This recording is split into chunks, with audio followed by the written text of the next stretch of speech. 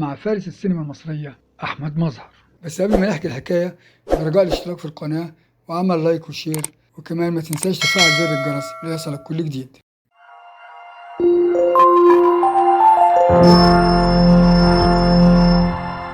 البرنس علاء في رد قلبي، صلاح الدين الأيوبي في الناصر صلاح الدين، اللص الظريف في لصوص لكن ظرفاء، والنصاب الفهلوي في العتبة الخضراء. أدوار كتير ما بين الكوميديا والتراجيديا والرومانسية والدينية برع فيها الفنان الكبير أحمد مظهر، أحد أهم نجوم الزمن الجميل. قدم أدوار عديدة ومتنوعة ما بين الرومانسية والدينية والوطنية وحتى الكوميدية. ارتبط اسمه بالأدوار التاريخية اللي تألق فيها، وعلى رأسها دوره الأشهر في فيلم الناصر صلاح الدين وفيلم وائسلماه والشيماء أخت الرسول. كمان المسلسلات الدينية زي مسلسل لا إله إلا الله ومسلسل محمد رسول الله والقضاء في الإسلام. تعالوا نقرب منه شوية ونتعرف عليه. في 8 أكتوبر سنة 1917 وفي حي العباسية اتولد أحمد مظهر محمد إبراهيم حافظ الدرملي من أسرة على قدر من الثراء. أبوه كان راجل مثقف جدا ومن ذوي الأملاك، كان بيهوى الرماية وركوب الخيل، واتنقل حب الرماية وركوب الخيل من الأب لابنه. اتوفى أبوه وهو لسه صغير،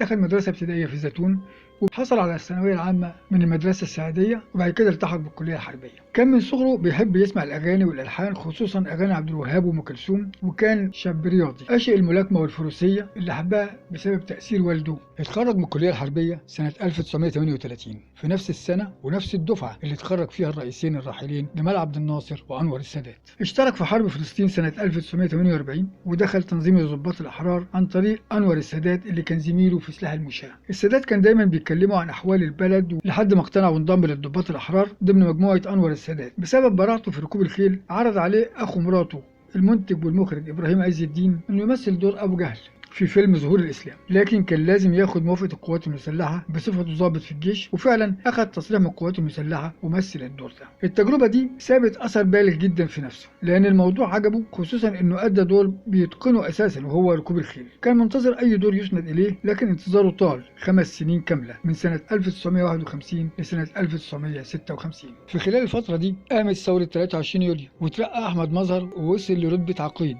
وتولى قيادة مدرسة الفروسية، لكن كان حنينه للسينما موجود وبيزيد يوم عن يوم. واخيرا بعد 5 سنين جات له الفرصه اللي كان مستنيها، اما عرض عليه الضابط والكاتب الكبير يوسف السباعي القيام بدور الامير علاء في الفيلم الشهير رد قلبي قدام شكري سرحان ومريم فخر الدين وصلاح ذو الفقار. وما اتعرض عليه الدور ده طار من الفرحه وبدا يحضر نفسه بروفات واستعدادات وكمان تصوير. قدم على طلب تصريح للعمل في الفيلم ده وبدا يشتغل فعلا وصور بعض المشاهد قبل ما يحصل على التصريح، لكنه فوجئ برفض الطلب. وهنا كان لازم ياخد قرار، اما يتراجع ويرجع تاني للجيش او يستقيل ويشبع رغبته في التمثيل. وبالفعل استقال من الجيش وخلع البدله العسكريه وما بقاش يلبسها الا امام الكاميرا لو الدور تطلب كده. ادى دوره في فيلم رد قلبي ونجح الفيلم نجاح كبير جدا لفت اليه الانظار، اتوالت عليه العروض والادوار السينمائيه. اما استقال من الجيش اشتغل سكرتير عام بالمجلس الاعلى لرعايه الفنون والاداب، لكنه استقال منه سنه 1958 وتفرغ تماما للفن. اصبح نجم سينمائي بارز ومميز. ابرز ادواره على الاطلاق هو دور صلاح الدين الايوبي اللي مثله في فيلم الناصر صلاح الدين. احمد مظهر برع في جميع الادوار اللي اسندت اليه، من كوميديه زي فيلم الجريمه الضاحكه ولصوص لكن ظرفاء، وفيلم اضواء المدينه اللي قدمه مع شاديه ومجموعه كبيره من النجوم، دور النصاب الذكي في فيلم العتبه الخضراء مع اسماعيل ياسين وصباح وعمر الحريري. كمان قدم الافلام الدينيه والتاريخيه زي ما قلنا على راسها الناصر صلاح الدين اشهر واهم اعماله، وكمان قدم فيلم الشيماء اخت الرسول وفيلم وائسلماه اللي قدم فيه دور قطز. وقدم ببراعه واقتدار فيلم الايدي الناعمه اللي لعب فيه دور الامير العاطل بالوراثه اللي ما بيشتغلش اي حاجه وما بيجدش اي شيء. ادى الدور ده باقتدار بيدل على انه فعلا منتمي لطبقه ارستقراطيه. كمان ما ننساش دوره الشهير البرنس علاء في رد قلبي واللي قدم فيه برضه دور امير. اللي ناس كتير ما تعرفوش ان احمد مظهر ظهر في السينما العالميه واشترك في اكتر من فيلم عالمي، منهم فيلم مع الفنان بيتر جريفز صاحب اشهر مسلسلات السينما الامريكيه اللي هي مهمه مستحيله. الرئيس جمال عبد الناصر عمل حفله لزملاء دفعته في الكليه اللي هم اللي اتخرجوا سنة 38. عمل حفلة للزملاء دول وجمعهم كلهم مع بعض، سلم على أحمد مظهر وهو بيضحك قال له أنت الوحيد اللي فلحت فينا. وللعلم الرئيس عبد الناصر هو اللي نصح أحمد مظهر بالاستقالة ويتفرغ للفن، وقال له ساعتها دورك في السينما أهم بكتير من دورك في الجيش، في كتير منك في الجيش لكن السينما هيبقى فيها أحمد مظهر واحد. وفعلا قدم استقالته وتفرغ ساعتها للتمثيل. أحمد مظهر نال تقدير الرئيسين الراحلين جمال عبد الناصر وأنور السادات، مش بس عشان ان هم دفعته، لكن لقدراته الفنيه ومكانته واعماله اللي قدمها واللي خلدت اسمه في عالم السينما. فالرئيس عبد الناصر اعطاه وسام العلوم والفنون من الطبقه الاولى، واداه الرئيس السادات وسام تاني اثناء احتفالات عيد الفن اللي توقفت بعد اغتيال الرئيس السادات. مش بس كده، لكنه كمان نال اكثر من 40 جائزه محليه ودوليه على مدى مشواره الفني الطويل، من اهمها جائزه الممثل الاول في فيلم الزوجه العذراء، وحصل على جائزه في التمثيل عن دوره في فيلم الليله الاخيره، وكذلك تم تكريمه في مهرجان القاهره السينمائي الدولي. اما فيلمه دعاء الكروان فترشح لجوائز في مهرجان برلين للسينما. ما اقتصرش نشاطه بس على المجال السينمائي، ولكن كمان قدم دراما تلفزيونيه، فاشترك في مسلسلات كتيره منها ضد التيار، العرض حلقي، عصر الفرسان، وكمان قدم ضمير أبلة حكمت مع الفنانة فاتن حمامة. وفي المسرح قدم مسرحية الوطن، ودي كانت أول أعماله اللي قدمها سنة 1948، واللي اكتشفوا فيها المخرج المسرحي الكبير الأستاذ زكي طليمان، وهو اللي قدمه للفن وهو اللي عرفه بالجمهور في البداية. كمان قدم مسرحية التفاحة والجمجمة، كون ثنائي ناجح مع الفنانة فاتن حمامة، وقدم معاها 13 عمل، منهم طبعا واشهرهم دعاء الكروان ومسلسل ضمير أبلة حكمت. مش بس فاتن حمامة اللي ارتبط بها الفنان احمد مظهر في ثنائيات سينمائيه، لكن اشترك في اكثر من عمل مع اكثر من فنانه، وكانت منهم الفنانه سعاد حسني. لكن حصل مشكله بعد كده مع سعاد حسني لما اصرت على كتابه اسمها قبل اسمه. بسبب اصرارها ده اعلن اعتزاله الفن ورفض ان هو يمثل بعد كده، وفتح ورشه ميكانيكا كبيره في بيته، لانه كان مغرم جدا باعمال الميكانيكا واعمال النجاره والاعمال اليدويه، ففتح ورشه ميكانيكا وشجعوا بعض اصحابه على كده. لكن رجعوا اتصالحوا تاني بعد كده، وقدم معاها فيلم شفيقة ومتولي، وفي الفيلم ده وافق على ان ينكتب اسمها قبل اسمه، لانه ساعتها كان كبر في السن، وكان دور شفيقة كان هو الدور المحوري في الفيلم، فبالتالي كان شيء طبيعي ان يتكتب اسمها في البدايه وبنت عريض قبل كل النجوم اللي اشتركوا معاها، كان منهم طبعا احمد مظهر واحمد زكي وجميل راتب ومحمود الجندي وعدد كبير من النجوم.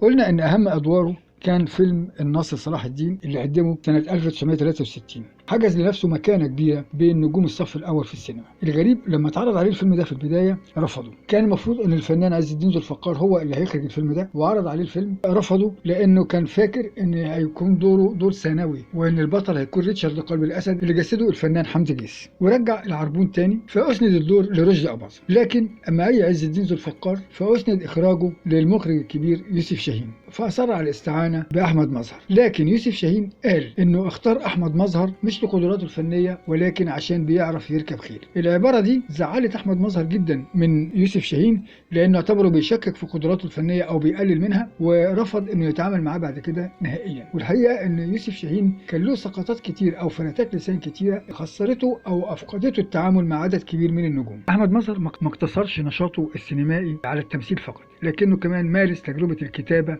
والإخراج والإنتاج. أخرج فيلمين، لكن الفيلمين دول ما سابوش أي بصمة وما أظهروش أي قدرات له كمخرج، وبالتالي ما كررش التجربة دي تاني. لكن الميزة الوحيدة اللي قدمها في الفيلمين دول هو اكتشافه للفنانة ميرفت أمين. شاف ميرفت أمين وكانت طالبة في الجامعة لسه بتأدي أحد الأدوار على مسرح الجامعة، أعجب بيها وطلب منها إن هي تجيله في مكتبه، تبناها فنيا. كتر ترددها على مكتبه، أشيعت إشاعة قوية إن في علاقة بينه وبينها، لكن هو ما اهتمش بالموضوع ده واعتبرها ضريبة فنية زي ما بيقولوا كده، لأن أحمد مظهر ما ارتبطش وما حبش غير حبه الوحيد السيدة هداية عز الدين زوجته، وهو من الفنانين القلائل اللي اكتفوا بزوجة واحدة. أما عن حياته الخاصة فأحمد مظهر كان من الفنانين القلائل اللي حرص على يعني إنه يبعد نفسه وحياته الشخصية عن الكاميرا وعن الجمهور وعن الظهور. في حياته الشخصية كان بعيد تماما عن الإعلام والصحافة، وبيعتبر حياته الشخصية ده شيء خاص بيه هو. عن حياته الشخصية زي ما قلنا إن الفنان أحمد مظهر اتولد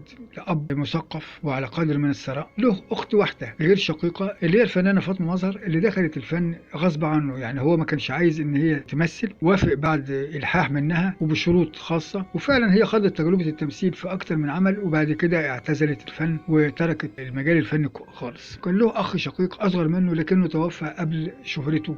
انتشرت إشاعة قوية إن الفنانة سناء مظهر هي الأخت الثانية له، لكن دي مش حقيقة، فالفنان أحمد مظهر أخته الوحيدة هي الفنانة فاطمة مظهر. الفنان أحمد مظهر اتجوز من السيدة هداية عز الدين أخت المخرج إبراهيم عز الدين، خلف بنتين توأم وولد واحد اللي هو المهندس شهاب، وبسبب الولد دوت طلق مراته رغم ان هي كانت حبه الاول والاخير والوحيد. اللي حصل ان احمد مظهر نسي مسدسه الخاص بيه في البيت، وخرج ابنه بيلعب مع صديقه بالمسدس، والمسدس ده كان محشي طلقات حية، فخرجت منه طلقة، مات الصديق ده في الحال. اتبادل هو ومراته الاتهامات، هو اتهمها بالإهمال وهي اتهمته ان هو برضه أهمل وساب المسدس محشي طلقات في البيت. تبادل الاتهام ومشاحنة كبيرة جدا، وتطور الموضوع لغاية ما حسوا ان هم هيفقدوا الاحترام اللي كان متبادل بينهم، فاختاروا الانفصال. وفعلا طلقها وما اتجوزش بعديها بعد كده خالص. الفنان أحمد مظهر من الفنانين اللي بيحبوا جدا الطبيعة والزراعة وركوب الخيل. مش بس ركوب الخيل كان من هوايات أحمد مظهر المفضلة، لكنه زي ما قلنا كان فنان رياضي، بيركب خيل، بيلعب سباحة، وبيلعب ملاكمة، بالإضافة للميكانيكا والنجارة، لكنه كمان كان له شغف تاني وهو الزراعة. فنان أحمد مظهر كان عنده مزرعة مساحتها 30 فدان في الهرم، أبدع فيها واستخدم لها أندر وأجمل أنواع النباتات في العالم كله. فيها 3500 نوع من النباتات النادرة جدا، وجمعها من جميع أنحاء العالم. لكن بسبب المزرعة دي أصيب بإحباط شديد جدا، وبكى امام الكاميرا لما جم يعملوا الطريق الدائري. الطريق ده هياخد جزء من المزرعه دي. ظهر على شاشه التلفزيون وناشد المسؤولين انهم يعملوا اي تعديل في الطريق ده عشان ما يجروش على المزرعه اللي شقي فيها واللي افنى فيها عمره. لكن للاسف محدش استجاب لرغباته، وساعتها اصيب باحباط شديد جدا. مع تقدمه في السن ما بقاش يخرج من بيته، وبقى قعيد البيت. وعن الموضوع ده الفنانه مريم فخر الدين قالت، هو كان صديق مقرب للفنانه مريم فخر الدين اللي كانت دايما بتناديه بالبرنس علاء، وهو بيقول لها الأميرة إنجي، اللي هي أدوارهم الشهيرة في فيلم رد قلبي. ففي يوم كانت بتطمن عليه، قال لها أنا متحدد إقامتي في البيت. فقالت إن هي راحت له البيت ولقيته موجود، ولقيت طليقته مدام هداية اللي هي أم أولاده موجودة في البيت مع الأولاد، وإن هي حصلت مشادة بينها وبين طليقته. ومدام هداية قالت لها أنت أكيد متجوزاه من ورانا لأن مهتمة كده بالموضوع وبتاع. لكن المهندس شهاب ابن الفنان أحمد مظهر نفى الواقعة دي، وقال إنه كان بيقصد بإنه يعني متحدد إقامته إن الفيلا كانت متحصرة ساعتها بالرمل ومواد البناء أثناء ما كانوا بيعملوا الطريق الدائري اللي اقتطع جزء كبير من الفيلا، والله أعلم. حرص أحمد مظهر من بدايته الفنية على إبعاد حياته الخاصة عن الإعلام والأضواء. أقام علاقات صداقة بعدد محدود جدا من الزملاء، وما كانش بيحضر الكثير من المناسبات الاجتماعية الخاصة بيهم. في أواخر أيامه عاش فترة لوحده بعد جواز ولاده كلهم. كان تسليته الوحيدة هي المزرعة اللي قلنا عليها دي، وكمان حصانه اللي يعني حزن بشدة بعد وفاة هذا الحصان، وأصيب بحالة اكتئاب غريبة. اتدهورت حالته الصحية، وقضى 3 أسابيع على جهاز التنفس الصناعي لما أصيب بجلطة في الدماغ والتهاب رئوي حاد. وفي يوم 8 مايو سنة 2002 اتوفى أحمد مظهر عن عمر 84 سنة. دي كانت قصة حياة الفنان الكبير فارس السينما أحمد مظهر. من فضلك إذا عجبك الفيديو شرفنا بالاشتراك في القناة وعمل لايك وشير، وكمان ما تنساش تفعل زر الجرس ليصلك كل جديد. شكرا، السلام عليكم ورحمة الله وبركاته.